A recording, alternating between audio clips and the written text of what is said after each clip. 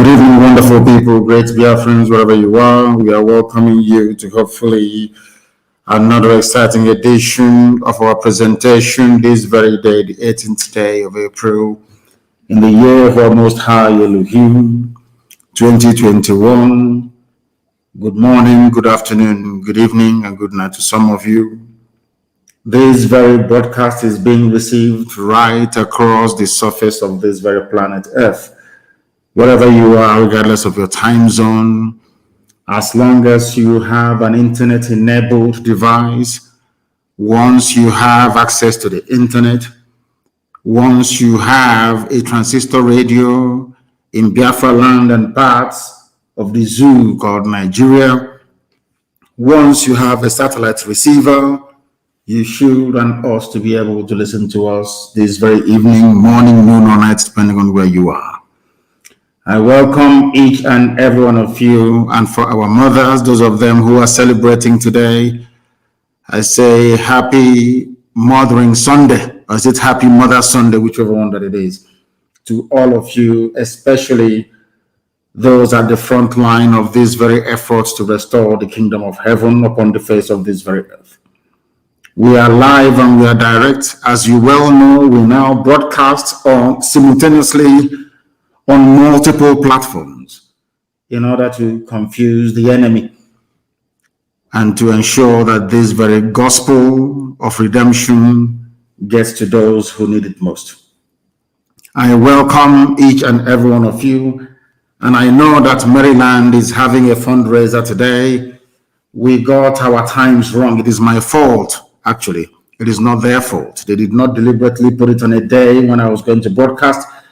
We had agreed on this very date way before now, but given the urgency of the situation at home, I now said I'm going to broadcast every 2 days, and that's exactly what I'm doing. So it is not their fault, and I will acknowledge them roundabout in about 23 minutes time. I will join them. I will ensure that our technicians have done all they could so I can join that very fundraiser briefly around about 7:30 Biafran time. My name is Mazi Nnamdi Kanu. I am the leader of the largest mass movement on the face of this very planet Earth. I am the director of radio, Biafra and Biafra television.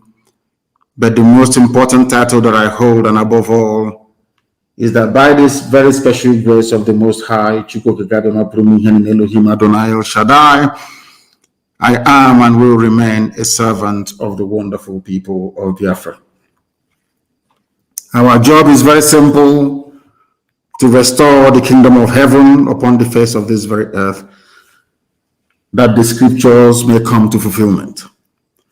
As I keep reminding everyone, anytime you recite the Lord's Prayer, the prayer that Yeshua prayed when they asked him, "Rabbi, teach us how to pray."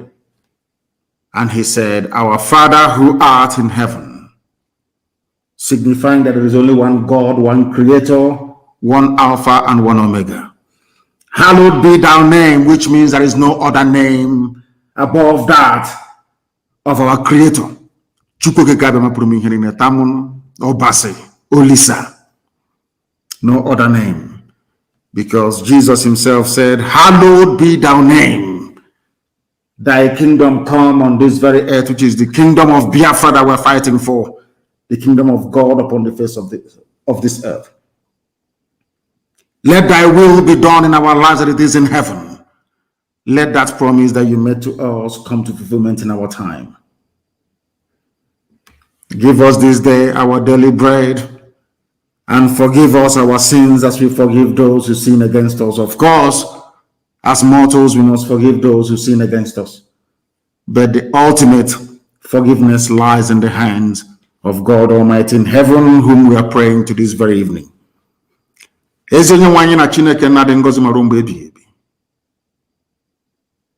Onye ihe na-akpụ isi ala enyi anyanwụ ọnwa kpakpando na-erubere gị isi n'ihi na ọ bụ naanị gị bụ mmalite na ọgwụgwụ, naanị gị bụ ọkaka, naanị gị bụ Chineke nna nke pụrụ ihe na iji eme ọnụ onye anyị ji anya isi.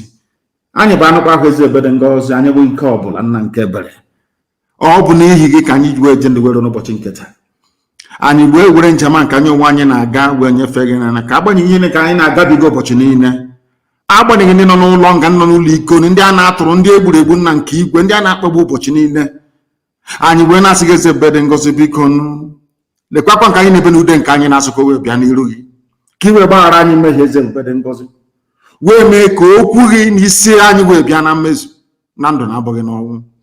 Anyị wee na-arịọ iwe na-agọzi aha nsọ gị, na-asị onye kere ihe niile ekere eke mana onye kere biko bịa iwe na ọnọdụ n'ime ndụ anyị ụbọchị nke taa, n'ihi na ọ bụ naanị ka anyị na-akpụ isi ala nye, ọ bụ naanị ka anyị na-aja mma wee na-efe aha nsọ ya mgbe niile. Ị gaghị ekwe ka ihere wee mee anyị, n'ihi na onweghị onye ọrụ onye gbakwara n'ime gị nna nke ebere dị ngozi nke ihere na-eme. O mekata ka iwe gharịpụ ndị gị nna nke ebere dị ngozi.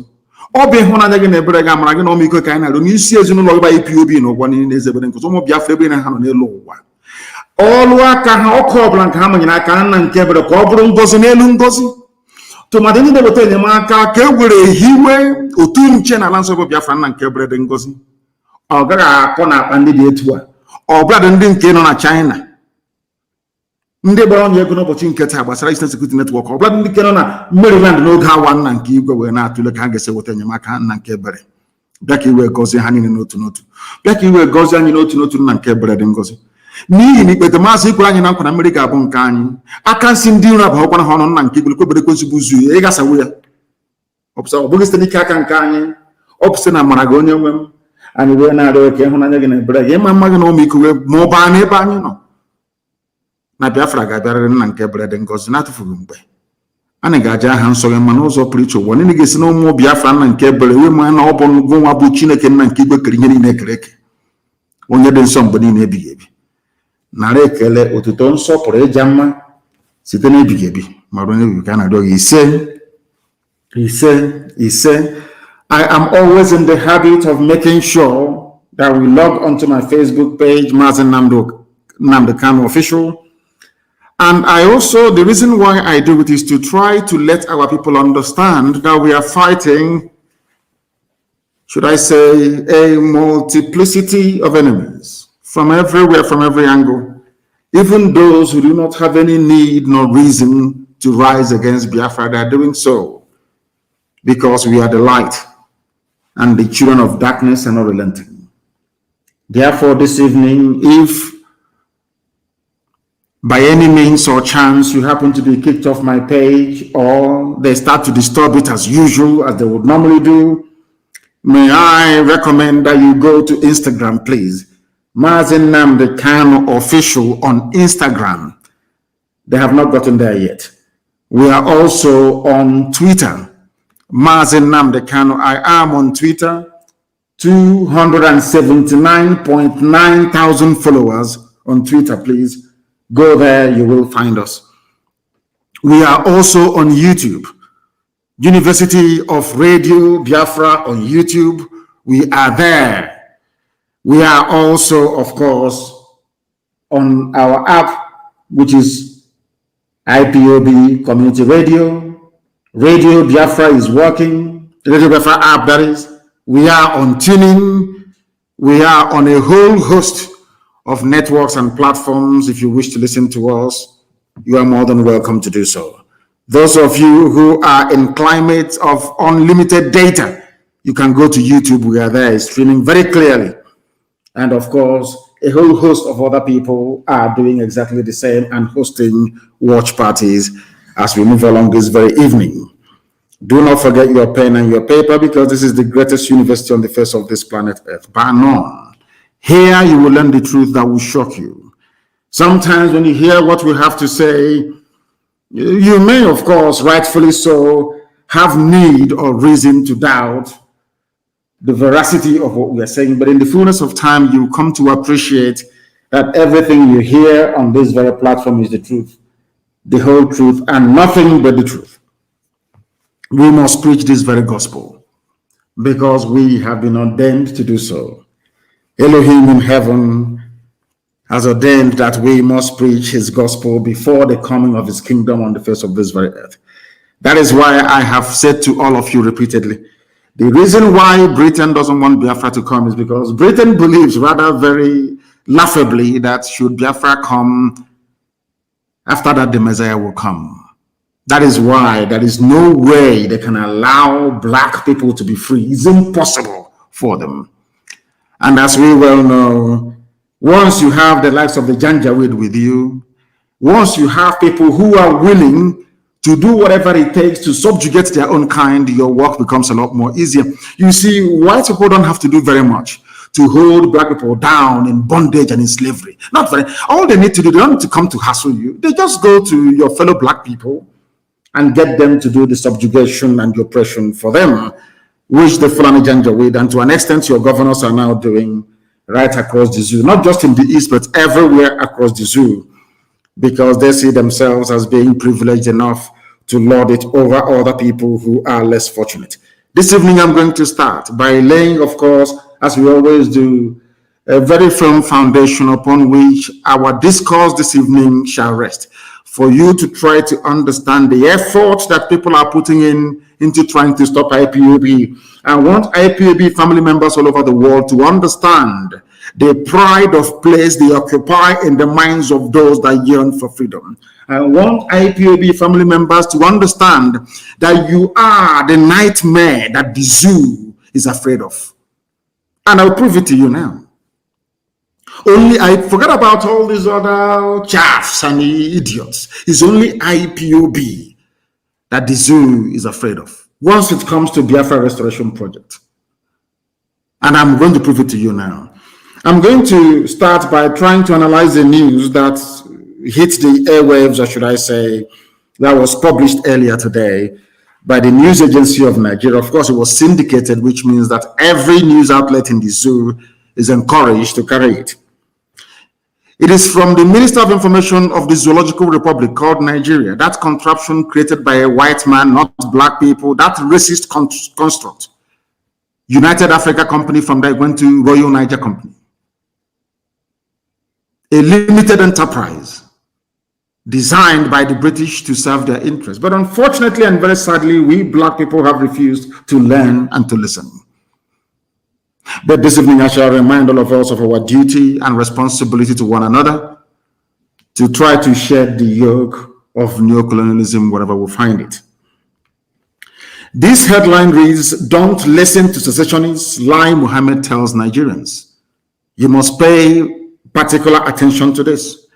Despite all the raging insecurity in the land, despite the dastardly exploits of ISIS in West Africa, despite the murderous should I say, tendencies of Boko Haram and every other Fulani terrorist group, because some of you should not forget that every terror group in Nigeria is owned and financed by the Fulani. That is something you must understand. Rather unfortunately, and should I say, rather very pathetically, some of you are yet to come to terms with this very reality.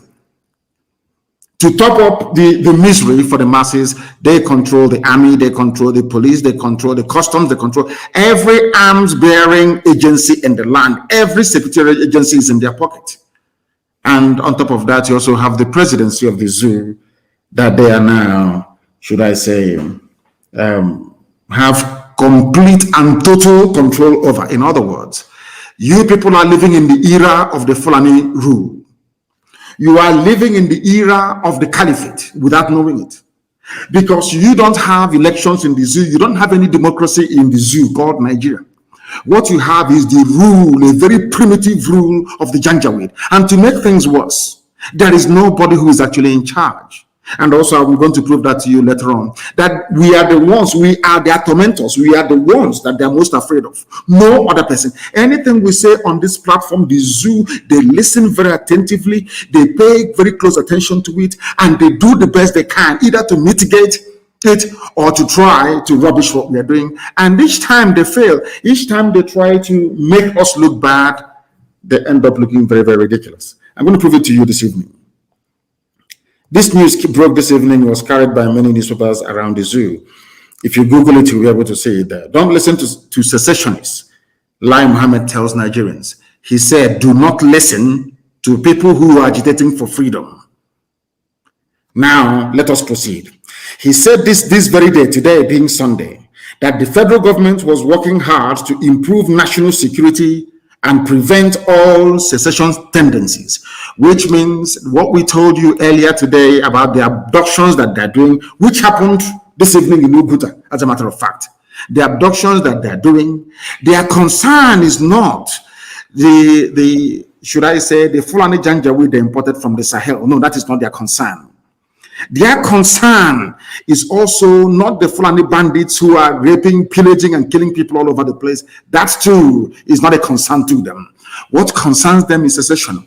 If you are somebody raised on this warped sense of nationalism, if you're one of these people unfortunate enough not to reason properly or reason anything through before you embark on either critique or embracing of that very subject or discourse, if you're one of those who are not well educated, you will think that fighting for nationalism in Nigeria, or should I say, preserving Nigeria, is a very good thing. But actually, it means you are badly educated, you are ill-informed, and you are highly unreasonable. Why am I saying this? Because Mohammed is telling you that their problem are groups that are involved in trying to divide Nigeria. But I want to remind each and every one of you that this same lame, weak argument was espoused by supporters of the British Empire during our colonial days, the time that the zoo was under colonialism. And having said this thing today, as I'm speaking to you right now, there is a man called Bishop Etete. He's been abducted from Akwa Ibom this very day. Chinedu Egwuonu was also abducted in Akwa Ibom as well. That one was abducted on the 6th of April. Nsikak Abase also abducted by the DSS. The reason why I'm making this announcement this evening is that anytime people get upset, these people, they have relatives. Anytime we keep crying and lamenting, and God decides to send his angels, the unknown government, to go and avenge this level of humiliation, some of you begin to complain and to mutter to yourselves. When Nigerian government themselves are committing high crimes and misdemeanors, all of you keep quiet. How can you go to people's home and abduct them and take them to Iguacha? Their telephone, their mobile phones were tracked. Where we lost contact was on entry into Iguacha. They switched off all their phones. That's what they have done. They are now in Iguacha, maybe in DSS or whatever headquarters that the Fulanis have planned for us. And in all these places, you have the Fulanis who are in power.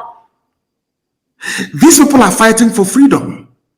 The same way that Nnamdi Azikiwe fought for freedom, should I say, to an extent, independence, for the same people today who are hell-bent on killing everybody, fighting for the same thing that they fought for under British rule. Britain argued, or should I say those that believed in the empire argued, that if you allow all these countries, if you allow India to become independent, the jewel in the crown they used to call India, if you allow South Africa to go to the Boers, if you allow all these countries in Africa to become independent, that will weaken the British Empire. We are one. We speak English. English language binds us together. The same stupid, spurious arguments being made up by the likes of Mohammed till this very day. Why did the likes of Azikiwe fight for independence? Why did the likes of Awolowo fight for independence? Why? How come? I'm asking, how come the likes of, to an extent, very limited extent, Enahoro fight for independence? Why? Okotiebo, why did they fight for independence? Why didn't they all argue that we should remain in one big British empire, one big family being ruled by the Queen? Even when they got independence in 1960, how come in 1963 they argued that the zoo should become a republic? That the Queen should no longer be the head of government of Nigeria? Why did you do that? Why is it that now that people are agitating for exactly the same things that you fought for and agitated for under colonialism, you have issues with it? Let's look at what Mohammed has to say. They are working very hard to improve national security by abducting people today in Uguta. They abducted some people today in Uguta as well, not just in Akwa Ibom. In Uguta today, they went and they abducted some people there. The man ran away, they took the wife, a woman. This is what Fulani people are doing. Any day now, people become angry and enraged and they react. All of you will come on social media and on the useless newspapers and be yapping rubbish. Today that the DSS are busy abducting people, you will not say anything. And I want to ask you this question. How many Fulani bandits has the DSS abducted before in the past? Sheikh Gumi knows where they are. How many of them have been abducted? The answer is zero. Absolute zilch. Nothing. He gave this, he was speaking on a radio program, I think it was in Lagos, it's called EB, Abacha. He urged Nigerians not to listen to IPOB, not to listen to Mazi Nnamdi Kanu. That's what he's doing. He said, speaking specifically on the issues around security, Mohammed said that federal government efforts in that respect necessitated the town hall meeting on security held on April 8 in Kaduna. The people causing the problem are the same people that they went to have a town hall meeting in the same state, being governed or being ruled by a man, that midget El Rufai, that openly told all of you that he was traveling to Chad, to Niger, to Mali to go and pay Fulani terrorists and bandits to stop killing all of you. He was the man, when asked what was happening in southern Kaduna, he said that the Fulanis were exacting revenge. A governor, that was where they held this town hall meeting. I want to let the whole world understand that Nigeria itself is steeped in hypocrisy. There is something, every time I come on air, I keep lamenting about the state or the mental well-being of Black people, how we absorb information and how we analyze it. I keep saying this all the time. I don't know if some of you actually sit down to give a deeper reflection on this very issue I harp on about all the time. They held a town hall meeting, not in the south that hasn't been ravaged that much by terrorism, but in Kaduna. The same Kaduna that was the epicenter, the beginning of present-day Fulani banditry started in Kaduna, in southern Kaduna. That's where they held this very meeting. That is to tell you that they have taken over your lives. You people are worthless. And I'm saying this with every sense of clarity and sincerity that people in the southern part of Nigeria, you people are slaves, but the funniest thing is that you don't know that you are slaves. You see, in order to occupy you, in order to make you feel relevant, they keep saying, oh, the presidency will go to the south in 2023, which means forget about every other thing that is happening to you right now. Focus, it's just like promising somebody you're going to heaven. If you go to church and pay tithe, you go to heaven. As if they've had anybody from heaven come back to tell them that, hey, I went to heaven, this is what it looks like. They keep promising you 2023. As you're looking at 2023, your land, your forests, your farmlands are being taken over. They are concentrating power, despite the fact that the Fulanis are in control of every facet of life in the zoo, they're even piling on more power upon the one that they have already. And all you can do is to talk about one Nigeria. The meeting brought stakeholders together to chart a way forward. Let me ask you, did any of you, were you aware of any meeting being held in Kaduna or that was held in Kaduna on the 8th of April? Stakeholders is basically Fulani people, maybe from Chad, from Niger, from Timbuktu, with the Sultan in charge. They said that they setting benchmarks for enhanced security and national unity in Nigeria. Unity by force. Unity, the same way that Britain tried to hold the empire by force, crush, imprison, kill, jail. It didn't work. It has never worked anywhere in history. And Nigeria is not going to be an exception. It will never, ever work. They said that their deliberations, or should I say, their conclusions, were presented to the Federal Executive Council and state governors on Wednesday and Thursday of this week gone, respectively. Lai Mohammed pointed out that what united Nigeria was more important than those issues threatening its continuity. And I want to ask anybody with any sense of I don't know how to put this so that people can actually understand me. I want people to ask themselves this question. What are those things that unites Nigeria? I know some idiot will tell me that an Igbo man trading in Sokoto, in Guzo, in Kotangora is what unites you. The same way you have Igbo people running successful businesses right across the whole of Europe and in the Americas. The most successful immigrant race into the United States of America are Biafran people. I think it's an official document, isn't it? The most successful immigrant race into the USA are essentially Biafran people. Are they not doing very well in the USA? They're excelling in the USA. Is anybody in their right senses ever suggesting that we should be one country with the USA because our people are doing very well? I want to be very generous to the likes of Lai Mohammed and all those misguided nationalists that you have in the zoo called Nigeria. It's a very simple question. If you claim that somebody doing business successfully in Maiduguri or in Bauchi is a panacea, is the reason why we should be together as one country, there are people who are doing very well in the UK as we speak, running successful businesses. It doesn't matter if they are Biafrans, there are Yoruba people doing exceptionally well. These are multimillionaires in pound sterling. Are you now implying that Britain should come back to recolonize us because there are people who are doing very well in Britain? Simple common sense.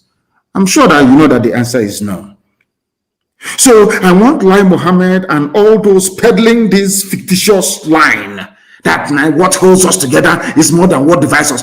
What is holding us together now is Fulani laziness and Fulani greed. Their lecherous behavior, blood-sucking demonic behavior. They contribute nothing to the national coffers. I keep asking myself all the time, if you sit down and you ask yourself, what is it that the Fulani Janjaweed, especially their so-called elite, are contributing towards the national development of the place called Zoological Republic of Nigeria? The answer is absolutely nothing. All they do is that they steal. The ordinary Alamajiri Janjaweed may move cattle from place to place. At least they provide meat to an extent to those that want to eat their useless poisoned meat. What does a Fulani, ordinary Fulani Janjaweed so-called elite, all of them that are stealing money and sharing it in Abuja, in Kaduna, in Sokoto and all that, just tell me what they have contributed. I keep asking this question, nobody can answer it. Absolutely nothing. But Lai Mohammed is saying that what binds us together is more than what divides us. And he went on to say, listen, we are moved by security issues around the country and called for a meeting of all relevant stakeholders on April the 8th in Kaduna. That we have ethnicity issues is not new. I'm quoting verbatim what Lai Mohammed said. That we have ethnicity issues is not new. They started to mention the problems of Nigeria. Number one is the beloved IPOB. Second, Boko Haram. And thirdly, farmer header clashes, not Fulani bandits.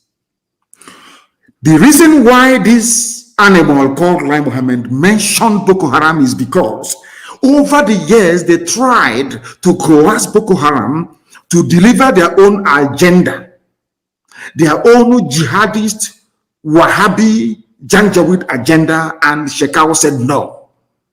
That's why they're including them here. And the last but not this is farmer header clashes. You know that it is the Fulanis, they claim the same people that told us that those in our forest killing us in Benue, in Agatu, those in southern Kaduna slaughtering us in Zango Kadaf. They said, they opened their mouth, go and Google it, they said, these are foreigners, foreign headsmen. That was what they said. But today, the Fulani rampaging, kidnapping, killing, raping, murdering people, known as Fulani bandits, they are not included in the list of Lai Mohammed. The number one people to appear there is your beloved IPOB, followed by Boko Haram. No other people. No, that is why I said to our people, anybody against ESN, you must be sick in the brain. If those people who are clamoring that they want to also provide 5,000 men, if they are serious, if they are a thorn on the flesh of the zoo, they would have been mentioned. Only IPOB. They talk about secession. They talk about IPOB. Is here. These are the words of Lai Mohammed. That we have ethnicity issues is not new. IPOB, Boko Haram, and farmer header clashes are not new. All we must do is to look for a way forward. What is that way forward? By Fulanizing everybody. By Fulanizing everybody. These are the things that some of you must understand.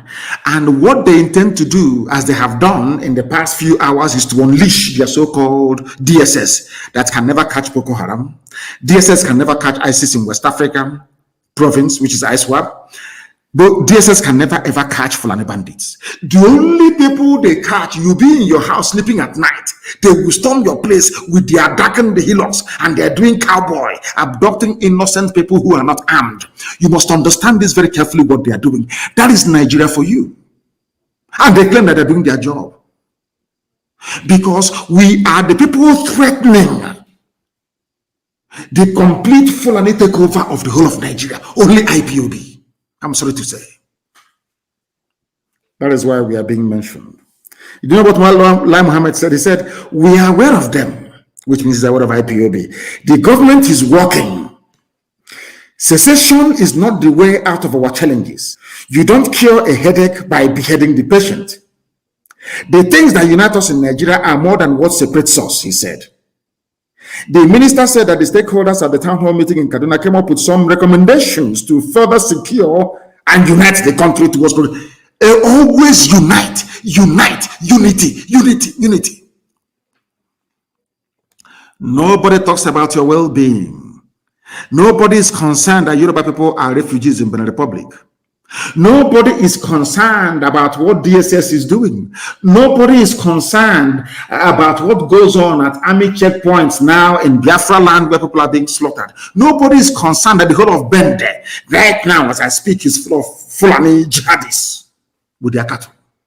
Your well-being. Let us not even talk about employment or good roads or good schools or hospitals. That one can never come. We are talking about your own survival as a human being. And do you know why Lai Mohammed was chosen to say all of these things? Now listen to why he's doing it. Lai Mohammed is a Yoruba man, apparently, from Kwara State. But he is a Fulanized Yoruba man. He's a Muslim, the same as Tinubu. Because when they pray, those of them who are learned, they pray in Arabic. When they read their Quran is written in Arabic. You cannot read the Quran in English. It has to be in Arabic. Pay very close attention to what I have to say.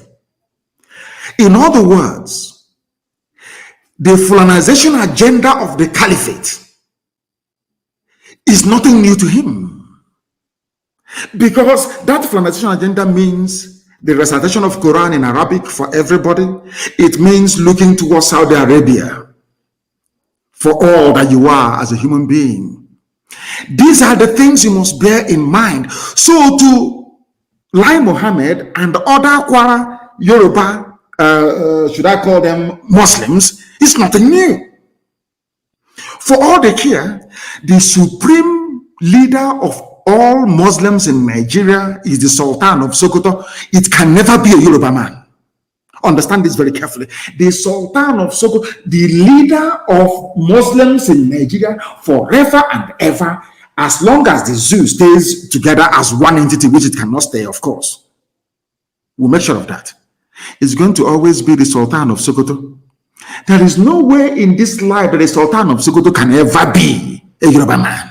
In other words, every Yoruba person, including Lai Mohammed, including Tinubu, every Yoruba person, especially a Muslim that subscribes to one Nigeria, they are saying that in perpetuity, the Fulani will lord it over us.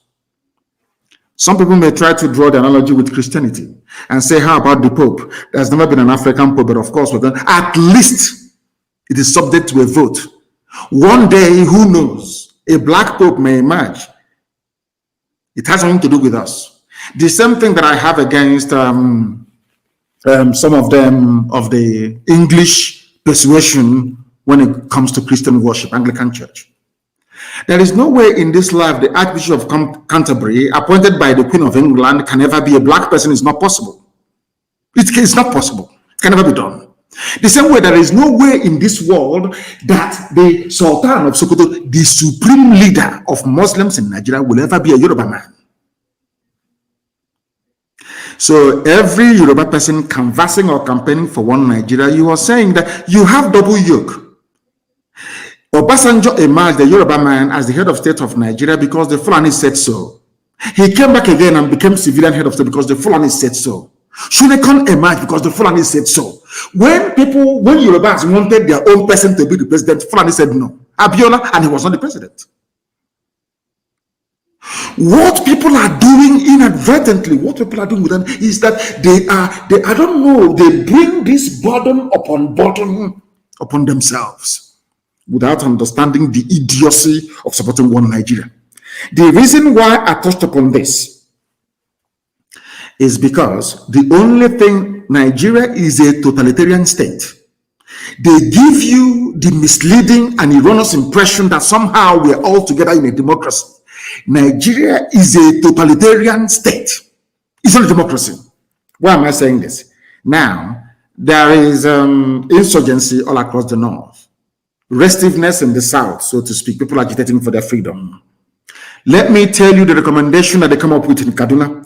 The stakeholders recommended that security operatives be equipped with modern equipment to boost efficiency necessary to win the trust and confidence of the people. Who are the people running your security agencies? Fulani. Who are the people causing the problem of insecurity in Nigeria? Fulani. And I stand this night and I ask everybody who is in that zoo, every animal in the zoo called a Nigerian, I want to ask a simple question. Just name somebody, one person that reported the activities of Fulani killers and headsmen to any police or divisional police of headquarters manned by a Fulani person and something was done about it. 4 times now, the Fulani headsmen have attacked Enugu. 9 times they've attacked Ebonyi. At no point during these attacks did the commissioner for police in any of these states, never ever during these attacks did the commandant or the head of army at 82 division ever send soldiers to go and stop the slaughter of the innocent in the villages. Never. But they are there. Their job is to keep Nigeria united, not to secure Nigeria. That is why this evening, as we are live on air, I'm announcing that people should stop traveling in and out of Enugu at night. Now, the Janjaweed are operating from Loba given to them by Ojus Okalo. Loba is a terrorist base of the Fulani in our land. But you have governors all over the place. You have people living in Abuja and in Lagos, pontificating and talking rubbish every place there about their beloved one zoo, one Nigeria. This is what is happening in our land. This was exactly what gave birth to Eastern Security Network. They have met in their Kaduna. They have held a meeting. Nobody said we should recall all headers and ban open grazing. Oh, sorry, not to ban, to enforce the ban on open grazing of 1969. Nobody is saying anything about it. No, 1968. And I must correct myself. 1968. They're not saying it. Nobody is saying that the bandits they claim that came from Mali, from Chad, from Niger should go back to their land. No. All that concerns them is security, because they need to hold all of you down. As they are pinning you down, the Fulanis are coming in and settling in your farmlands and in your forests without you knowing about it. Or you may know, but you cannot speak. Those you are relying upon to speak have been selected by the Fulani themselves to serve their interest. And you call them governors, you call them Igwe, you call them Eze, you call them traditional, you call them local government chairman. These are people. It's a long-running project of the Fulani to select your leaders for you. And they have succeeded. And that is why in our time, in this age that we are in, Fulani killers can go into Ebonyi state and kill people. Even the governor will not acknowledge it. the army will come and take away the dead bodies of those killed, so that the world will not know about it. Because if you go to bring me evidence. How am I sure that they killed people in Ebonyi? How am I sure? Meanwhile, the army took away the bodies. But when the Fulanis were doing the killing, they were nowhere to be found. After the killing, they communicated, say, oh, we are done now. Come and take the bodies. The army will come and take away all the bodies. This is happening in Biafra, and this is happening in Igbo land. But you have governors. You have people that claim they are governors. And they said they launched the other day to protect our land. Within 3 days of their launch of their so-called Ebubago, Ebonyi was under attack. They never responded. It fell upon IPOB to command the Eastern Security Network to go and do the needful to secure our land. And people don't understand what we are facing every blessed day. Every blessed day. You don't understand, because they have limitless number. They have armies coming from, these are Fulani. Nigeria has been promised to the Fulani. Britain has given Nigeria to Fulani people. For some of you who do not know, for some of you who are too stupid to understand, Fulani own Nigeria right now, and they know there is no border. They build railway to Niger Republic. There is no scrutiny, no accountability, nothing. Niger people can come into the zoo and register to vote. They can do whatever they like. And all of you from the south, you're just there looking, saying one Nigeria. Sometimes, sometimes I get very, very upset. And I said to myself, why don't we allow these people to take over the whole of the south, so that your eyes can now open? Because some of you are still blind. You're so foolish. You don't understand what is happening. I'll give you a very simple example. I despise Dangote. He is not the richest man in Africa. And I will tell you why. Because he's running a monopoly. In America, he will be in jail. I keep saying this. Every broadcast I come and I tell you. All of you were there. Let me tell you what the Fulanis have in store for you. Go into ordinary business. In every sphere of the economy, the Fulani dominate. Their stranglehold is total. They own over 90% of the oil wells. The reason why they own these oil wells is because people from the coastal region of Biafra land forgot who they are to allow the enemy to come in. That is why Ogoni land is polluted and can never be cleaned. That is why every year resource control with nothing happening. Because of the efficiency of divide and rule that they applied. Of course, the British applied. Let me tell you what they have done. Cement. Everybody must buy cement to build a house, because of the way the white man taught us to build houses. Whereas before, we used to use clay to build our houses to maintain the temperature inside at 26 or 27 degrees centigrade. And all of a sudden, it's all breeze block. That is a conductor of heat. Let's put that to one side. For you to build a house, let me tell you how clever the Fulanis are with their British advisors. Everybody needs shelter at some point. If you're successful in life, you're bound to build a house. Even if you don't build, you're bound to rent a house. You're not going to sleep outside.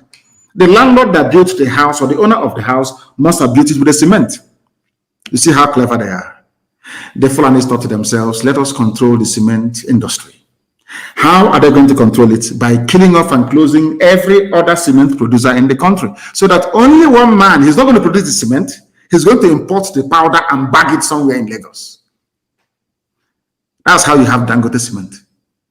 Over the years, some of you may have forgotten, but my uncles used to work at Nigerian cement factory at Nkalago, built by Dr. Michael Okpara. Nigerian is called, on Nkalago Cement. Some of you have forgotten, but I'm sure if you're as old as I am, you remember BCC Lions of Boko. Have you forgotten Lion Cement from Benue? BCC means Benue Cement Company. They used to have cement in Benue State.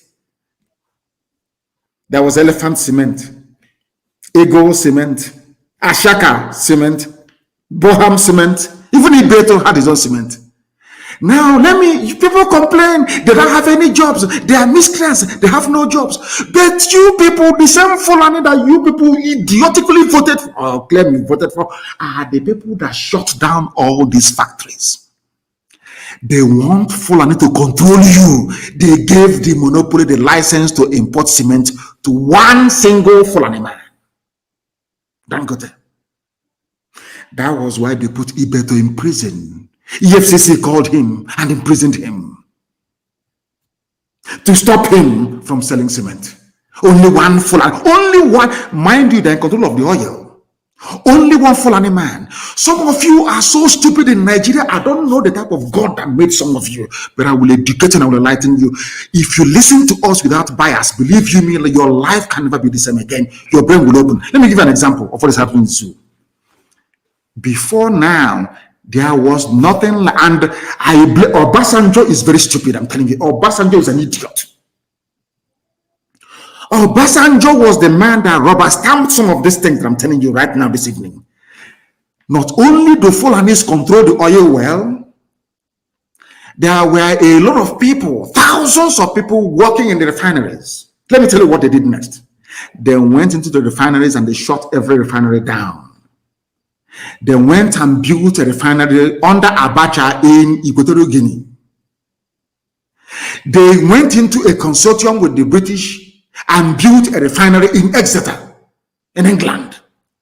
Now, this crude oil that previously would have been refined in One, in Iguacha, Port Harcourt refinery, in Warri, or to an extent, Kaduna, now we ship them abroad and made every worker in that place useless, rendered them unemployed. Money wasn't coming in. I want people to understand, when like Mohammed was saying, what holds us together is more than what all that rubbish, nonsense. I want to tell you how Fulani took over your lives before your eyes, as you're watching Talking One Nigeria, our flag, our team, Super Eagles, Green Eagles, Siglet, talking about the Fulani, we are stealing your lives away from you before your own eyes.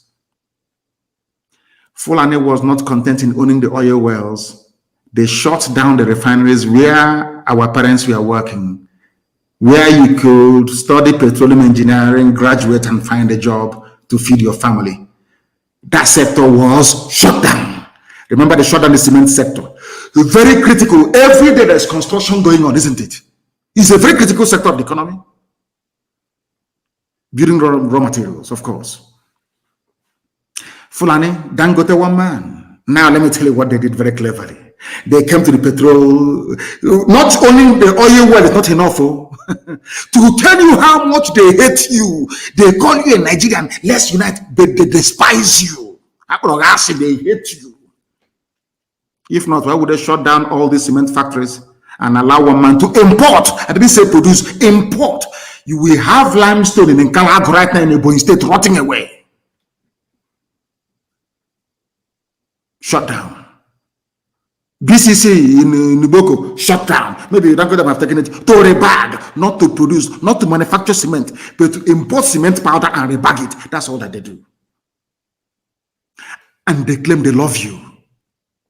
They claim they want to see Nigeria progress. I am doing this program this evening to let the whole world understand that there is no basis for unity in Nigeria, because the whole thing is based on evil and wickedness. Why? Because Fulani people are not hardworking people. They can't wake up by 5 or 4 in the morning to go to work. I challenge anybody. All those factories that you see in Lagos, in all those industrial belts, I challenge anybody anywhere in the world to tell me if a Janjaweed can wake up by 4 in the morning to go to work in a factory. I challenge, it's a challenge to everybody. Show me one. Now listen. They took over cement, which is very critical. They took over oil itself, the only country that people, private individuals, share oil wells amongst themselves. That is not enough. Instead of moving that oil to the refinery to be refined, where we can find jobs to make kerosene available easily, to make fuel available to run our car. No, not at all. To tell you how evil they are. Those claiming and shouting one Nigeria, to tell you how satanic they are. They moved all those jobs abroad by shutting down all the refineries that you have in your zoo country. And who is in charge of NNPC? Fulani, in the Kiari family. Understand? Now, you see what they did? They now moved crude oil abroad to the refineries that they built with stolen money from the public coffers. It doesn't end there. Denying you jobs is not the end. It's not even their problem. Now, to bring that refined petrol back into Nigeria, you will not pay subsidy again to bring back into the country what left the country for free. Hey, chai, zoo. Only if black people can reason. They took away cement sector, very critical in the building of any economy in the world. They took away oil, which is the only thing that you have, so to speak. They export it, they export it and they make money. They bring it back and you pay tax for it. Yet no refineries are working. That is how you have fuel subsidy. The meaning of fuel subsidy is that your refineries are not working.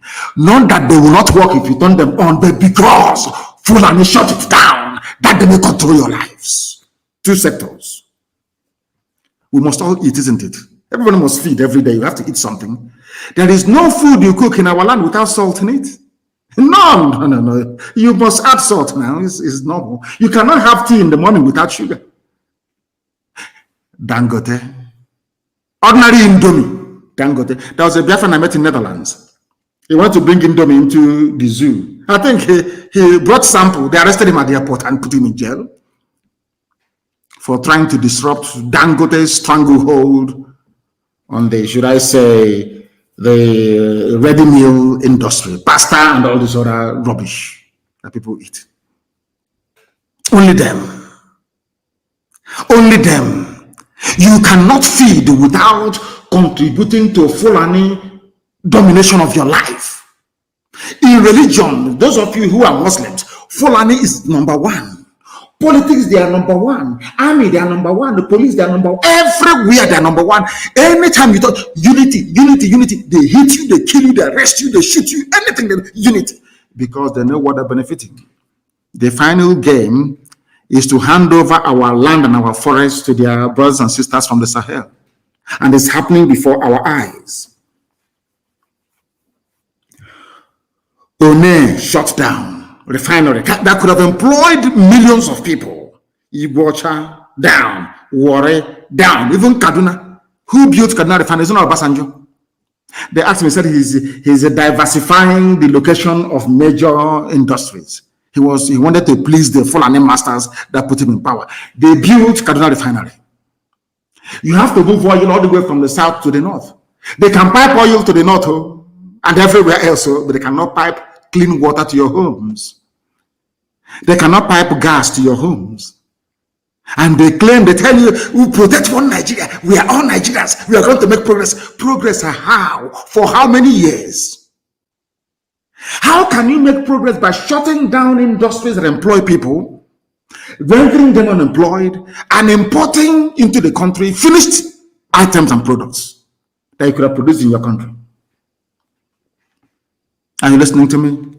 So what Mohammed is saying is rubbish. He was born in Ilorin, I'm sure. He's a Muslim.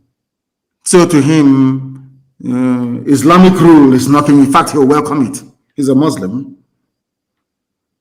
That is why he is pushing for the caliphate agenda, that they may dominate our lives.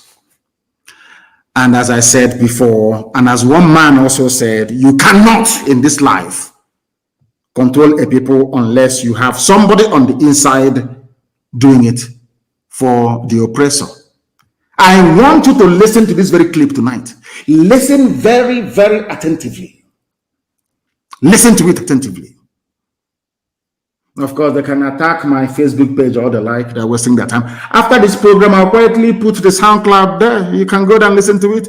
If you want to listen to us, I'm on Instagram. I'm on Twitter. We are on our app, which is Ipob Community Radio app. We're on everywhere. We're on YouTube, of course.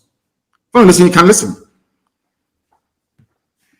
I want to play something for all of you. The evil listen. They have done against their fellow blacks. Listen to this very, very carefully, please. I want you to listen to what I have to play now. I started playing it prematurely. And I've not forgotten those who are doing their fundraising in Maryland, in the United States of America, of course. I do commend each and every one of you who are participating this very afternoon. I think it's afternoon in Maryland. It is afternoon in Maryland. It's about 3 p.m. in Maryland, if I'm not mistaken. All of you who are participating, I say well done to all of you. Well done to all of you who are participating at the fundraiser event in Maryland. We need it. And not once, it has to be continuous, please. When you pay tax, you don't pay tax once, it's continuous. We need to defend our land. It has fallen to us to defend it. And we are doing it very, very gallantly, I assure you. We are fighting a whole host of enemies, your stupid governors, some foolish Igwes. We are fighting a Fulefus, we are fighting informants, we are fighting Ndeli, we are also fighting the Zoo army, the Zoo, everybody. Only this noble family. And if Elohim is not with us, how can we make the progress that we have made so far? I want you to listen to what this man has to say. He's a preacher, I'm telling you. A preacher of the truth.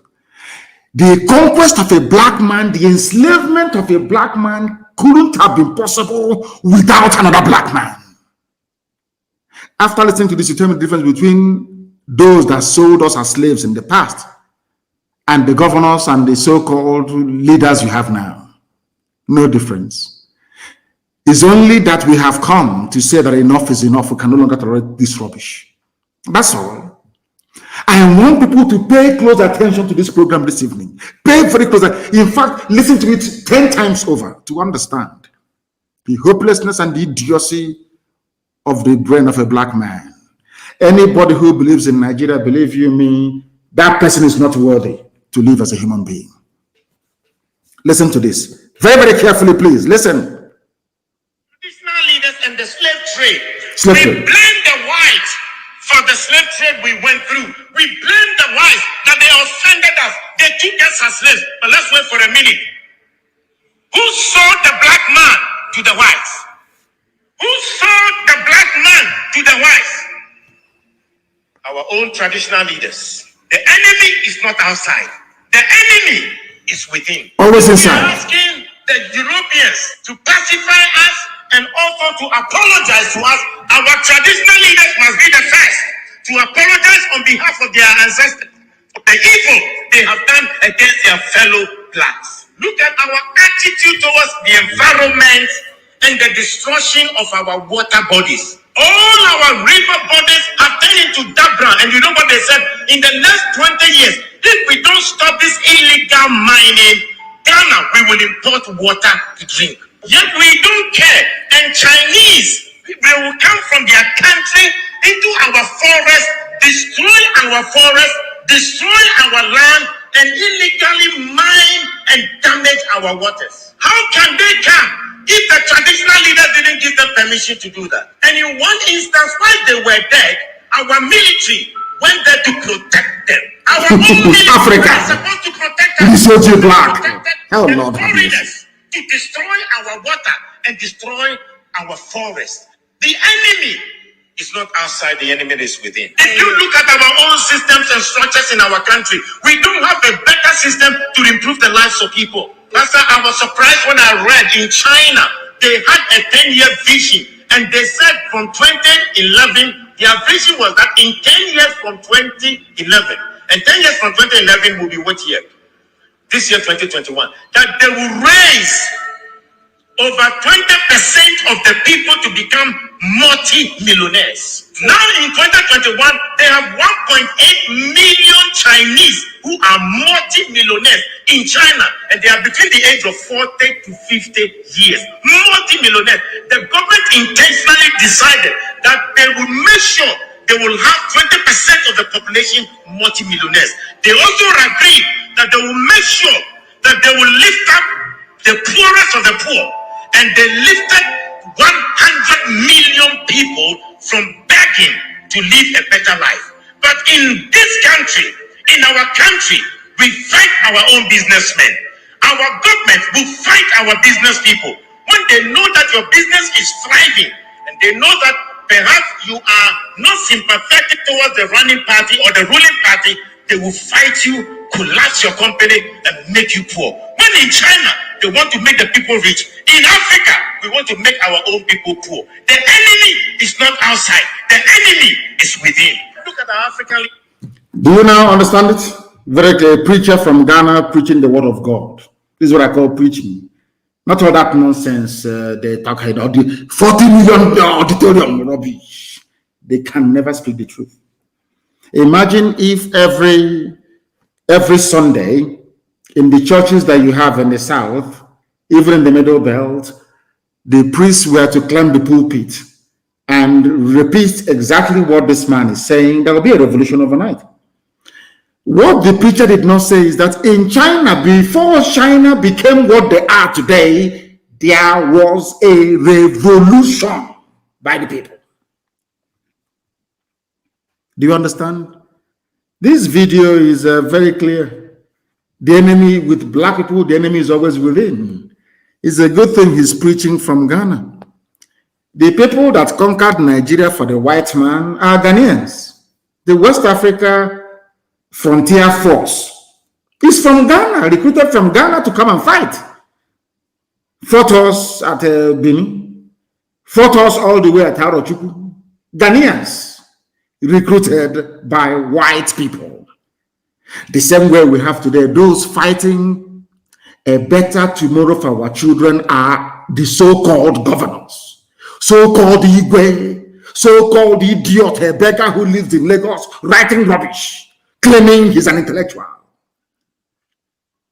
Compare the future they're offering you to the future that we are offering you. We are offering you a future of employment, a future where the vision of the government will be to produce, let's say, 2,000 millionaires every blessed year. The leaders of China are not making these millionaires for themselves, not the politicians, no, ordinary people, because they love their people. Look at what is happening where we come from. They impoverish their own people. Chinese, how can you build billionaires without industries and factories?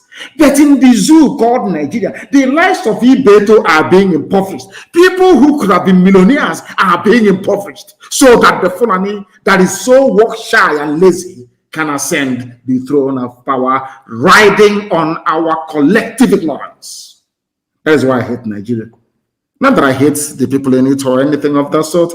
It is the pervading ignorance that I find almost debilitating, I'm telling you. It is shocking. How long are we going to continue this way? They held their meeting in Kaduna. Nobody talked about youth unemployment.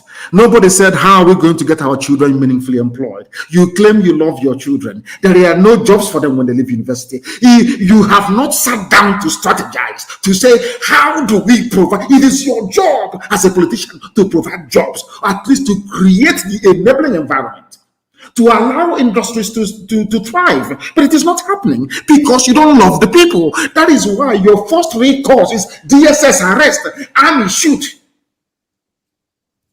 Because you're a tyranny. You people don't deserve to live.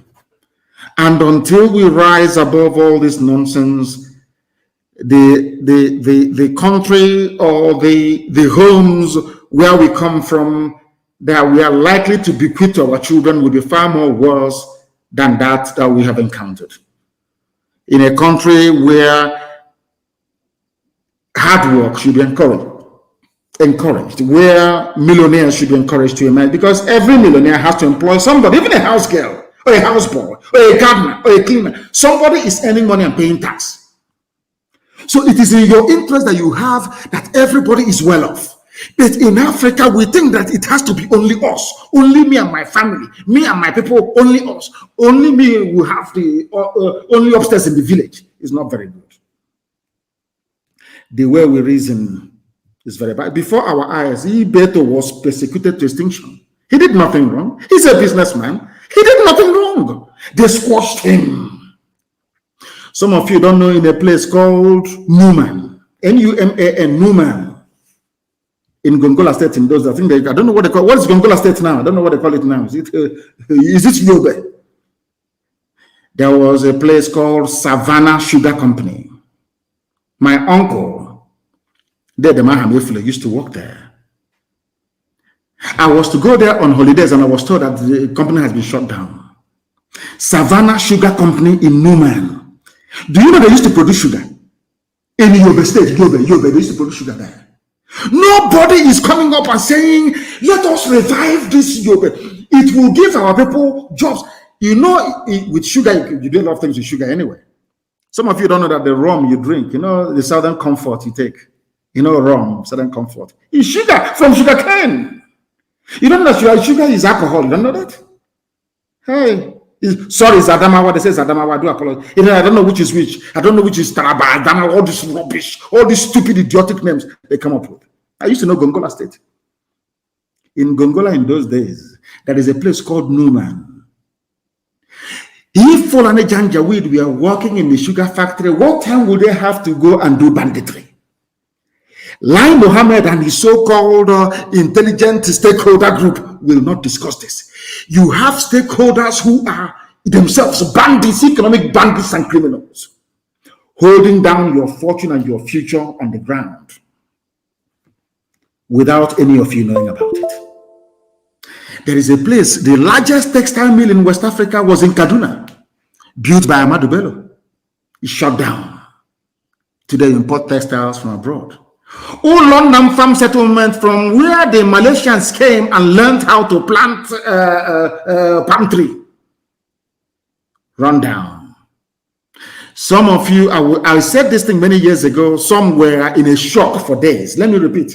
Do you know that Nigeria imports palm oil? We import palm oil from the same Malaysia that we taught how to process oil, palm oil. And the people responsible for this destruction of our future will stand up and say, we love you, we love Nigeria. I mean, come on, for goodness sake. Are we that foolish? Are we that stupid? I'm asking all of you. That is why they don't want us to preach. That is why Facebook will suppress, remove people, make things as horrible as it is. But had Mark Zuckerberg been a zoo product, his invention or his creation will not see the light of day. He will not be a multi-billionaire today. People don't understand what we are fighting. We are not just fighting so that we can be free. We are fighting to set other people free, to create a future that our children can remember and say, our fathers did this in our time. The same way that the Chinese are doing for their people. Every blessed day. It doesn't matter. I don't criticize them anymore because they are doing the best they can for their own people. Are you blaming them? Including eating our penises. If that is what makes them fine, so be it. Somebody will come to Africa, kill his own flesh and blood, a fellow African, cut off his penis and sell to the Chinese. And you're telling me that we are normal. Somebody is somehow telling me that such satanic creation like Nigeria should stand. I asked Lai Mohammed, they have never, since they came into power, I have never heard them one day, this useless, idiotic APC, say to themselves, how do we generate employment? I criticize Babangida all I like, but I recall very, very well. In fact, I believe that Babangida's economic blueprint was the best that the zoo had ever seen as a centrally run political entity. Not when they had the regions. And you know the funniest thing? Those who are against secession, so to speak, in their language, those who are against autonomy or freedom for the regions. The only time that Nigeria came close to attaining its potential was when everybody was on their own. Go and ask, consult your history books. Dr. Michael Alapa's economy was 40% every year, the fastest growing in the world. Awolowo performed a miracle in the West. When I mean miracle that you cannot even believe what the man was able to do with ordinary cocoa. Transformed the entire West was transformed. Built the first stadium. Even the Janjaweed, Ahmadu Bello, and Tafawa Balewa, do you know what they did in the North? Go and look at the factories that they built in the North. When people look back with nostalgia at what Nigeria could have been, they were looking at Nigeria when the regions had their own government, when the regions had their own embassies abroad. These are the things they don't teach you in schools. But if you're fortunate to be listening to us, then you're highly blessed. And all these people who have a hand in sabotaging their own people. And as I said sometimes, that I don't think there is anybody anywhere on this earth that has come close to matching the accuracy of everything that we pronounce. You know, when I say it, you don't believe me. Some of you may remember when I used to say to Rochas Okorocha, you come back in shame. You see this Fulani you're serving, they will disgrace you. The same thing I said to Lai Mohammed. All of you fools that think that by serving the Fulani somehow one Nigeria, your life will be better. I want to read out a story concerning Rochas Okorocha that you may understand. This is the idiot that locked up our mothers in order to please his Fulani masters. Now let us read and understand what is happening to him today. EFCC releases Okorocha after 2-day detention grilling. The same man that rigged the election in Imo State for his master, his Janjaweed master. This is the same man, the same human being that locked up our mothers in Owerri because they were protesting that I should be released from detention. This same idiot. He was preaching Nigeria to us. One Nigeria, how we need to be together. Nigeria has to go as we talking rubbish. And of course, with his bra, you know, he wears a bra. Idiot. This fool. I told him, he didn't listen. Now, let us hear what his Fulani masters did to him. As I said to you, how many years ago did I say that? You will serve, all of you that serve the Fulani Janjaweed, you will come back in shame. He is the chief servant of the Fulani. After disgracing the other servant, Joseph Okalo, they disgraced this idiot as well. Let us read. A former governor of Imo State, Rochas Okorocha, on Thursday said he left the facility of the Economic and Financial Crimes Commission, EFCC. Okorocha's spokesperson, Sam Onwemodo, in a statement on Thursday evening, disclosed that Okorocha, who now representing Imo West at the Senate, is in his house. The statement said Okorocha, 2-day stay in EFCC detention, offered him the opportunity to respond to allegations of financial fraud leveled against him. He served the Fulani. He thought they would protect him. They have another slave in the Salikin Fulani of Imo State, Hope Uzodinma said to them, oh, take my brother, punish him, jail him. Their only strength comes when they are fighting their own. Isn't it very funny? They can never fight outsiders. The only time for you to prove to the Fulani that you're a good slave, you must fight your own people. I have everything against Okorocha, but I'm against Fulani persecuting him. It sounds bizarre coming from me, but yes. One day you will understand the reason why. They always enjoy, they laugh. Look at all the looters and the money is being withdrawn from CBN. NNPCA has never, they've not accounted for 1 penny for the last 7 years. People call it looting. If you steal 1 billion, no. Fulani loot in dollars and in pounds and in euros. Nothing. No one has ever invited the Kiari family to come to EFCC. Of course not. All of you keep disgracing yourselves. You had ESN, you have ESN, that all of you should queue behind. All of you are doing yourselves who will be the best Fulani slave. So they will hear your name on TV or on newspaper and they will say, hey, this is our slave. Let's go and give him some more money. That's what you people are doing. You can never fight Fulani the way we are fighting them. None of you can.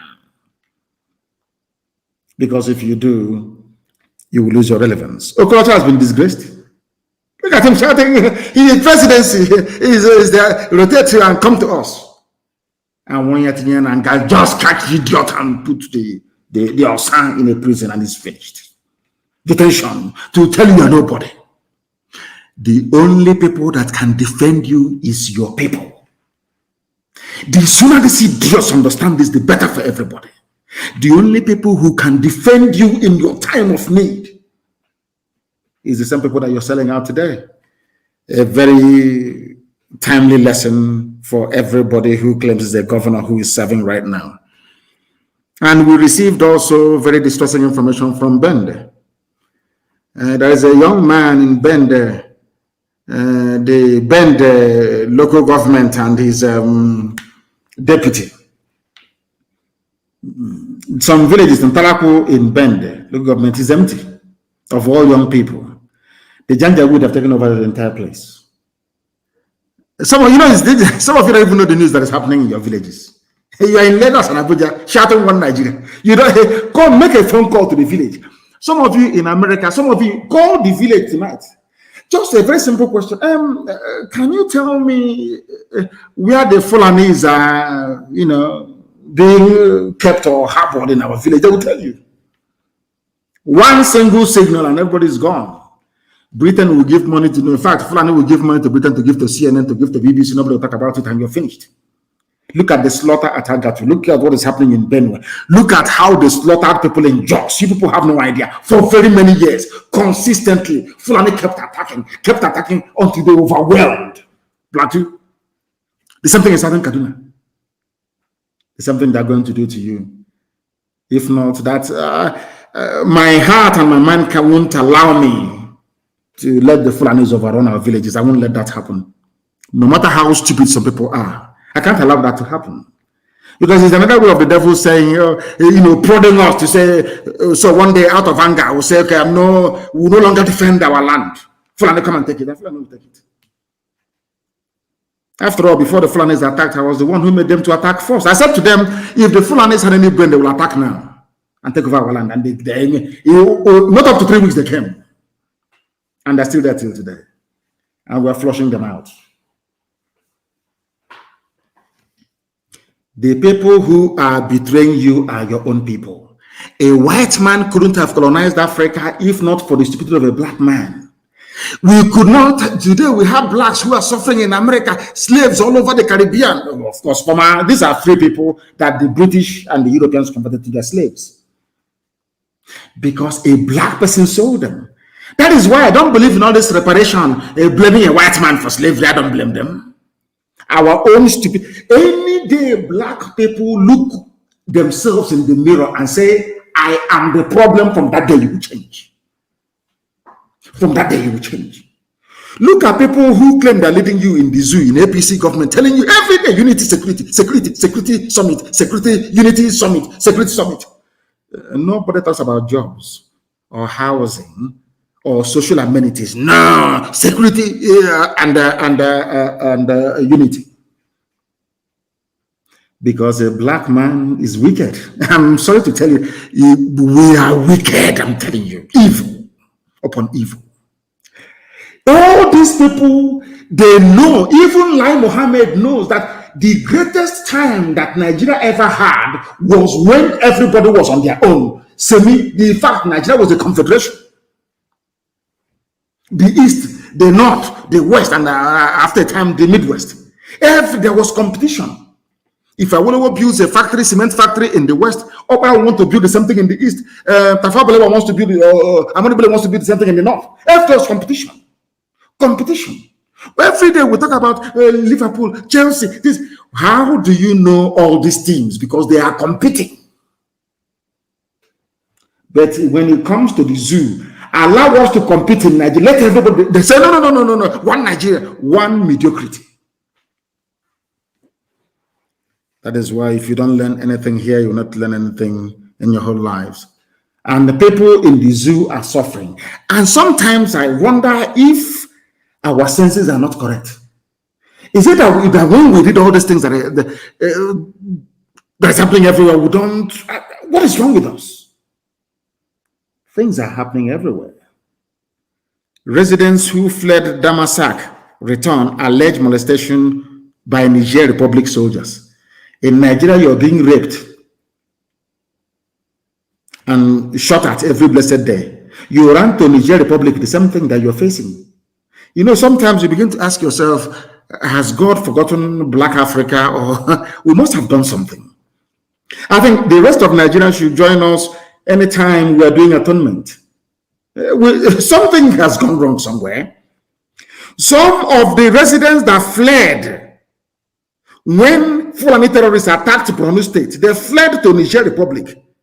They have started returning back to the area. But mind you, those attacked by Fulani terrorists in Yoruba, and some of them are still in Benin Republic. They said that the governor of the state spent the night in Damasak to ensure the safety of the people. But what we saw in Nigerian Republic, we don't want, even if one of them said, even if the terrorists are coming to kill us again, we'd rather stay here and die than face what we faced in Nigerian Republic. Black people in Niger, they saw vulnerable women and children, most of them Shua Arabs, who are in Borno, most of them Kanuri, fleeing from terrorism. They ran into Niger Republic. The soldiers of Niger said, hallelujah, they have come. They lined them up and started raping them. The same thing. Remember what I said, what goes around comes around. The way they raped our women from Obibo is how the mothers of those that gave birth to the vagabonds that raped our women are being raped in Niger. What goes around comes around. You know, the thing about Nigeria and Nigerians is that they're so stupid. They are the most stupid people on the face of this earth. I consider your average Nigerian as the embodiment of stupidity, embodiment of idiocy. They cannot reason. When you were busy raping other people's wives, sisters, mothers from Obibo, that we sent to all of you in the north to go and rape to your heart's content. You never knew, you never thought that such a thing can happen to you. But it has happened to some of your mothers now in Borno, to the extent that they are saying they would rather die inside the Borno state than run again to Niger Republic. This is the time for everybody to come together to free ourselves. The likes of lying Mohammed, they have their houses in Dubai, in London, in USA. They have no interest in your future.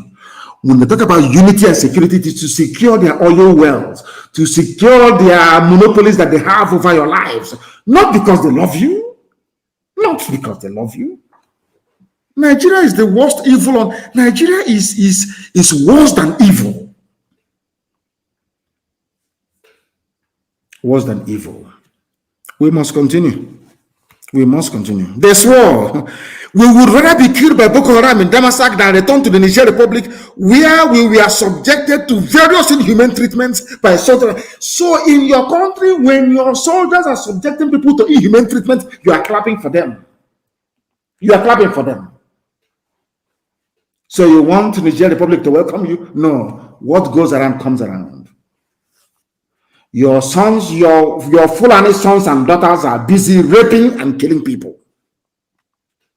The same thing they have done to you in Niger Republic. So now you understand. So now you understand that being evil and being wicked is not good. This is a very great lesson for the so-called governors to learn. A great lesson for them to learn. Because one day they will leave office. One day, if we don't get you now, one day we're going to catch you. Nobody stood up to condemn Wike for sending our mothers to the north to be raped. Everybody is quiet. Okay, we'll wait and see what is going to happen. Wait and see what is going to happen. Everything I tell you here is gospel. It is the truth. You can never fault it. Nobody can. You can never ever fault not one single thing I tell you. Remember when my Facebook was on fire before? Did you working with them? And sadly, most of those that work for Facebook are Yoruba people. Yoruba young people. You would expect them to do that which is right. But so, there's that thing in us, black people. Our evil, our wicked, evil nature is natural. That is why a young person will leave school. They recruit you into Facebook, and your job is to suppress the truth. Why did Twitter go to Accra, to Ghana? Because in Nigeria, they suppress the truth. Yet they will not learn. They will never, ever learn. Because they are not as smart as they should be. They are not as smart as they should be. They keep cutting off, keep suppressing, keep doing everything they can, but we keep going back. We keep going back and preaching the gospel of heaven. Because nobody can stop us. You can't stop us. We are unstoppable. The sooner you realize it, the better for you. And after Oduduwa becomes free, which is going to be, Oduduwa will be free. I am sure that Oduduwa freedom, they will go and fish out all their people that work for Facebook and put them in jail. That would be the best thing to do because they're evil. The young people working for Facebook, their mentality was what made it possible for the white man to leave Europe to come to Africa to conquer everybody. They think they're doing the right thing, but they are making a very bad situation worse. And we must tell them the truth. We have to tell them the truth. I told the whole world that this boy, the boy you have now is not Jubril, representing Buhari. Some of you pretend you don't know. The president is back. Buhari is back. Ay, chai. This Yoji, I will not meet some of you people in my next life. If there is anything, I will not meet some of you. No wonder you can be colonized by anybody. I'm sure if the Chinese, you have to bring their religion tomorrow, some people will be going there to go and die for them. As I told you before, I remember, I think it was Reverend Jim Jones in Guyana in those days that killed a lot of black people because stupid, wretched black people believe that a white man, Jesus can only be a white man, not a black man. He told them to take poison, and they all took poison and they died. Reverend Jim Jones, I'll never forget, from Guyana in those days, because he's a white man. Hey, black. I told you before that the man wearing the mask now claiming he's Buhari, a young boy. His name is Yusuf Abubakar Mohammed. His name is Yusuf Abubakar Mohammed. You know the mask, the fake mask, the plastic mask you wear, the Buhari's face, the hyper reality face mask. They couldn't make the ear to be very strong. So now, when the boy came back from Britain built a special N95 mask for him so he can breathe. So you can't even know if he's Buhari again or not for some of you who are already confused. But we know it is not Buhari. He no longer anchors the mask behind his ear. Is now around his neck, at the back of his head. Because we exposed him that if he puts that thing on his ear will be bent because it's rubber. It's not real. Go and look at the new, people should circulate that very picture. Go and look at the new mask he's wearing. Not Buhari's hyper reality face mask. The COVID-19 mask he's wearing, he no longer puts it behind his ears. It's now behind his head, around his neck. That goes to show that everybody listens to what we say. Everybody, they listen to us. That is why they have learned. They are now anchoring it around his neck, no longer behind his ears. And they say, welcome, Baba. A small boy. He is now shorter than the late dead Buhari. No wonder Dangote can come and take over all your cement needs, so to speak. Shut down every factory. Sugar the same. Salt the same. All of you. And you're there shouting one Nigeria. Richest man in Africa, one Nigeria. I have never seen a bunch of more idiotic people than Nigerians. He has a new mask now. Because as somebody said, he's on a mixture of pure oxygen, nitrous oxide, the chlorine, and phosphorus to breathe. Oh, dear me. I don't know if those of them in Maryland can hear me, those who are doing fundraising for the gallant men and women defending the land of Biafra, Eastern Security Network, ordained by heaven itself. Once again, allow me to commend all of you who are gathered, and also to tell you, anybody who is fundraising, please make sure that you report everything that you're doing to our sister NNAMDI'S, very, very important. And also, if you're doing so in the USA, to report to our finance officer in the USA, Madam Oyibo. And if we wait for you and you don't come to us, we will let loose the asset recovery team and you will not like it.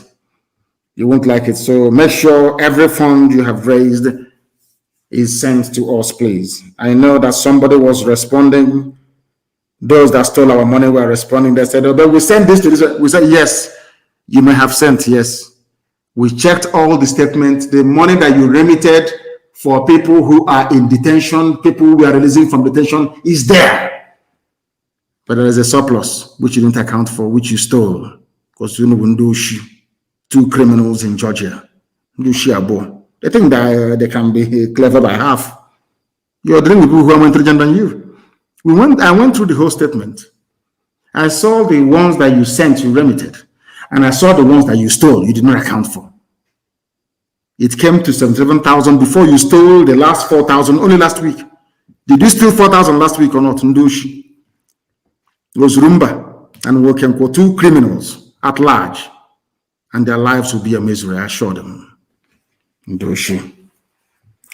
I want the zoo people to understand something, that the Fulanis are in control of your lives.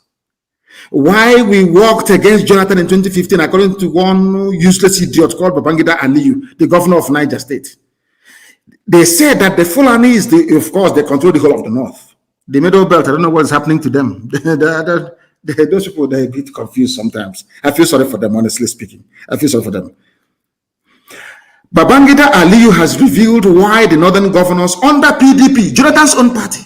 Have you heard of that? This is where I want all these governors, we included, all these idiots claiming that governors to be able to reason very well.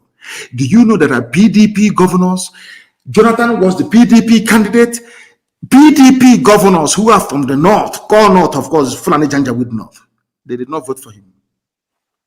Instead, they voted for another party, the candidate of another party from their own lineage.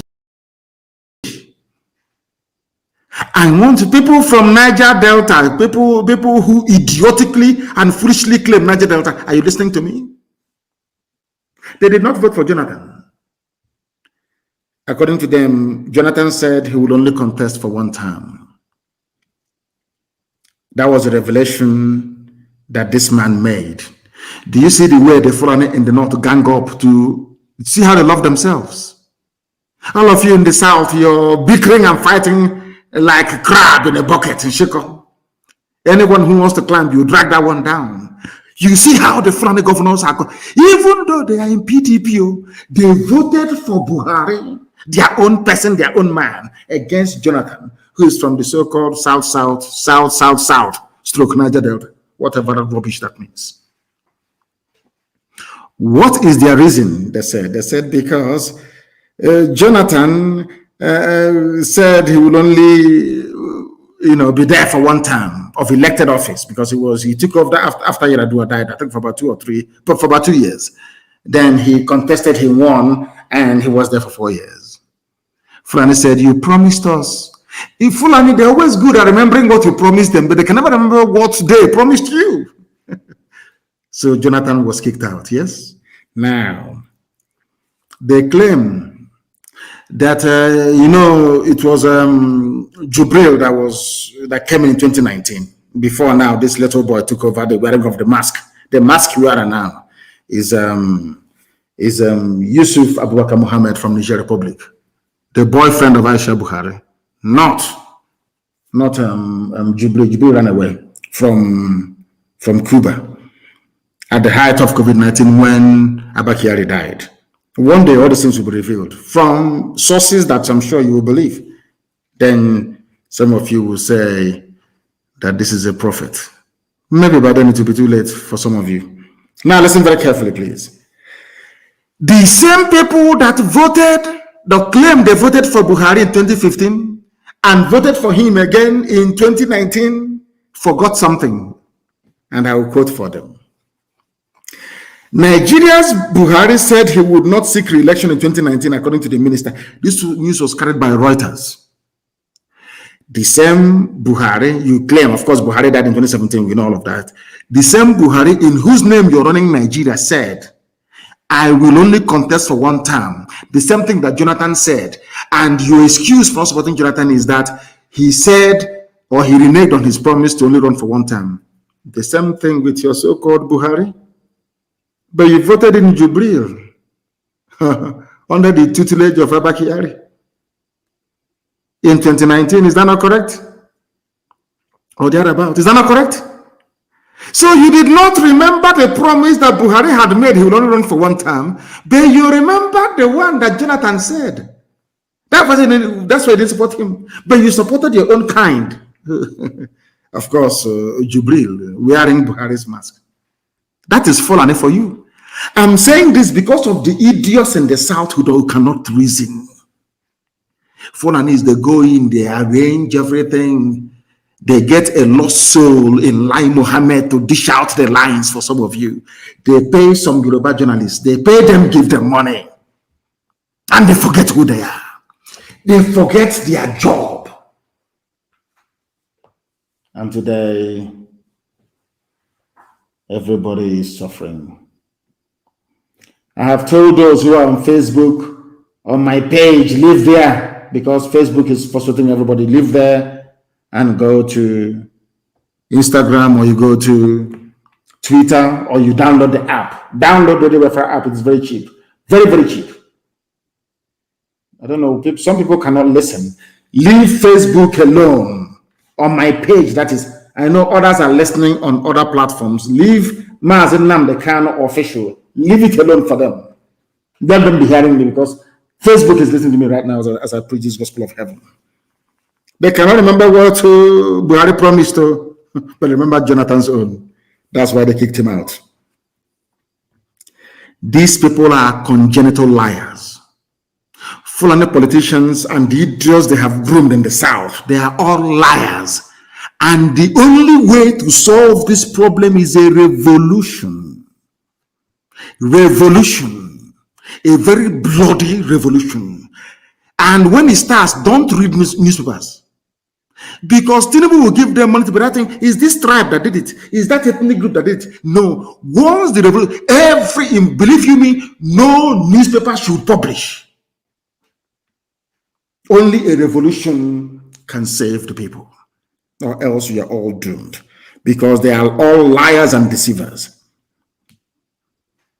These are the same people that say, oh, build alliance with us. Niger Delta, build alliance with us for 2023.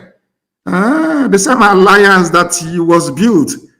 And despite all the things that Jonathan did for all of you, Alamajiri, you still burnt his billboard, attacked his convoy violently. Nobody was shot dead. Nobody was shot dead. And all of you in the south, you have all forgotten. Oh my God. Don't allow Fulani DSS, their army and police and others behind the formation of the Bubago to deceive any of you. There are some hotel building freedom fighters who may join them. It is a grand conspiracy to set our land on fire. Brother against brother, sister against sister. They have started with the abductions. Any day we pray and our prayers are answered, people will start complaining. But now that DSS is moving from house to house, abducting people, all of you are deaf and dumb, you're all blind, you cannot see it. Any day we react now, people will start shouting their rubbish as usual. Insecurity, insecurity. Now DSS is making us to feel insecure. None of you will complain. Of course, you're black people. It was your likes that sold us during slavery. It was your likes that brought in the white man after, should I say, being given chieftaincy title, warrant chief. Black people, sometimes try and love yourselves. I don't know what is wrong with you people. Try and love yourselves for once and do that which is right. Nobody in their right senses should join any Ebube rubbish. ESN is there.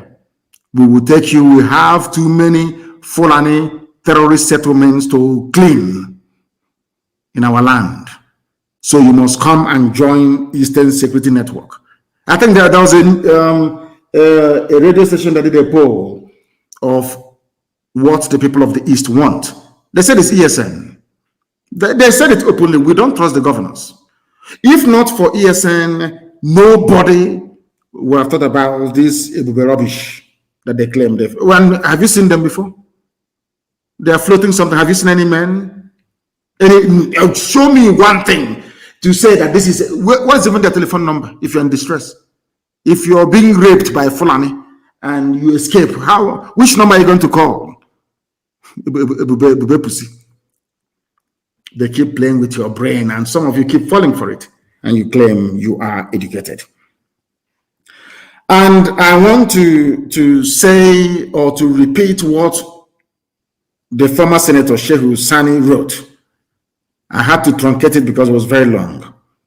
Some of you in the zoo called Nigeria do not understand this. In the US, they do. In Europe, they do. Elsewhere, they do. Only those in the zoo called Nigeria. Whoever is elected to represent the people, and the people that he claims he represents are being persecuted, oppressed, killed, or kidnapped, and he chooses to cowardly remain silent or sit on the fence out of fear of losing his seat or upsetting or even offending a certain power or authority or mortal god, that person is morally unworthy and undeserving of the seat he occupies. In a nutshell, this is from Shehu Sani. It's not from me. Please quote him. I am quoting what Shehu Sani wrote. All the politicians you have in the East, they are not worthy of the seat they occupy. They are there to protect you. Have they ever protected you? I keep asking you this question all the time. When our sister was killed and cut up into pieces at Uli, what did Obiano do? Now that we are being attacked in Ebonyi State, what is Dave Umahi doing? In Enugu, we are being slaughtered every blessed day. What is the governor over there doing? Or is it in Abia State? And they claim they represent you. They claim they are fighting for you. Yet people are coming to kill you and are killing you. They have not done anything till today, even with their boastful Ebubago rubbish, audio security. They have done nothing. And you still believe in them or trust them, then there is something fundamentally wrong with you. Therefore, ESN is all that we have, and we must guard and protect it jealously. I want to sound a note of warning to all those in the diaspora. I know that some of you mean very well for what we are doing on the ground, especially our men on the front line. Nobody wants to hear that our men are hungry or that they are sick, they're not receiving the right treatment. Nobody likes that. But I want to warn all of us in the diaspora, please. Very, very important. Stop calling people who are on the front line. You must desist from contacting commanders on the ground from today. No more. Because it breeds insubordination and ill discipline, which we cannot afford right now. If there is any complaint, very soon a number is going to be released. The command of ESN flows from me to our high command, to our general on the ground, who now gives instructions to the men in the field. We don't want a contamination of that chain of command. You may mean very well, no doubt. And all those who are in the business of doing videos, complaining to people in the diaspora, you must stop forthwith. You must stop it immediately. We are not going to tolerate or allow that nonsense to continue. If you are an operative of ESN or a commander, I must also warn you, please, not to contact those abroad unless you are instructed to do so by your state commander. In every state, the state commander is paramount. What he says goes. In the fullness of time, if he's not doing it very well, we will know and we will seek to correct it. Stop speaking to those who are in the diaspora. The zoo can plan people abroad to know where we are. You don't know. After talking to them, you compromise your position. It will be attacked or raided. Please, that nonsense must stop tonight. I don't want any meddling in the affairs of our men on the ground. All the funds being contributed is being disbursed on the ground to meet our day-to-day challenges. You must understand that, please. Every ESN operative in every state is under the state commander. I don't care who you are. Even some Lone Rangers, some special squads that we have, you are under the overall command of the state commander. Every ESN operative in every state is under the state commander, who is under the overall general, who in turn reports to the high command. Very, very important, because the only thing we have to defeat our enemies is discipline. Any army that is disciplined always ends up winning. Very, very important. We understand this today. Discipline is key. And we don't want people who are abroad meddling in what we are doing. It is not good, please. Without discipline, We cannot defeat this monster. Remember that they have their agents in your governors and all the rest of them. You must understand that our governors are evil.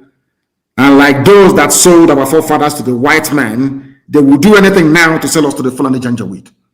They have no conscience. They have no soul. That was why they invited Operation Python Dance 1, 2, 3, 4. You know, if it's before, they'll bring Python Dance. And as I told you, people should not panic. They say they want to bring their army. They have no army to bring. The zoo, they have no army to bring. Forget all that rubbish. We bring our army. You have nothing to bring. And if you try to move the few people you have in Bauchi and in Kaduna and Makurdi down to the east, Fulani, the hardened bandits will overrun your villages. And you know that very well. So all that nonsense you bring is rubbish. They have nothing. One day, they will answer for their crimes. Please, without discipline, we cannot defeat these people. And to all those encouraging these evil and corrupt governors, know that you are aiding and abetting the terrorists to take over our land. If you support this, they will be rubbish. You are aiding them because they can't do nothing. How can you form a security network with Fulani soldiers behind you and Fulani police? Are you foolish? The same people that if you ask them to go and arrest one Fulani bandit, somebody will say no to you. So people are saying that we should come together. ESN and the Bubago. I have not seen a Bubago before. How can I come together with something I have not seen? Come together with who? Oh, you mean come together with the Commissioner of Police who is Aliyu Alekali from Fulani? So they will know all our, okay, now I understand. So they will know our modus operandi, they know all our secrets, how we operate, and then they will go and tell their chief of army staff, they now launch a counterattack against us. That is what they want. So people telling you about rubbish and all the rest of them, they want to set a trap for us. They say, come, let's join together and provide this security. We go to the meeting. They ask us, how many men do you have? How many arms do you have? And all the rest of it, they're going to tell them. Because, of course, you call it joint security, which means the Fulani police commissioner will be there, isn't it? Now, do you see why we cannot be part of that rubbish? Can you now understand the reason why? If they're interested, they should support what ESN is doing. Come and support it. And we are doing a very good job already, aren't we? We are doing a very marvelous, fantastic job already. If you want to know what your future will be like without ESN, go and study the history of Hausa people. I keep telling you this all the time. If you want to know what your village will be like in the next 50, 60, 70 years, go and ask yourself, what is the original name of Sokoto? They will tell it is Gobert. Hausa. Today, it is the Sultanate owned by the Fulani. The same thing is about to happen to us unless we open our eyes and ears now, not tomorrow, to fight and defeat this very monster. And once again, allow me to commend those who are doing their fundraising in Maryland and those that did one earlier in China. Every help you're bringing to us is going to the front line. But, you know, I must make one thing very clear. We don't want to breed the type of, should I say, culture and thinking or philosophy of militancy, which is money for hand, back for grant type of thing. Before they go and do and sack Fulani terrorists from their forest, you give them money. We don't do that. We're a volunteer army. We have come to defend our land. Do not bring corruption into it by talking to people selectively and saying, I'm promising them something. I will not tolerate it. Anybody who does that next time will be removed from my POB. I don't want anybody speaking to men on the ground. They have commanders. With only discipline, we are going to win and succeed in this very war that we're fighting. Understand that very clearly. I thank you all for listening to us this very evening, and as always, some may think that we despise them. Of course we don't. Everything I say to you is born out of love so that you can repent and change. Reason very well and be worthy to be called a human being. With all the love in my heart, believe it or not, I do. From me, from here, it is good evening.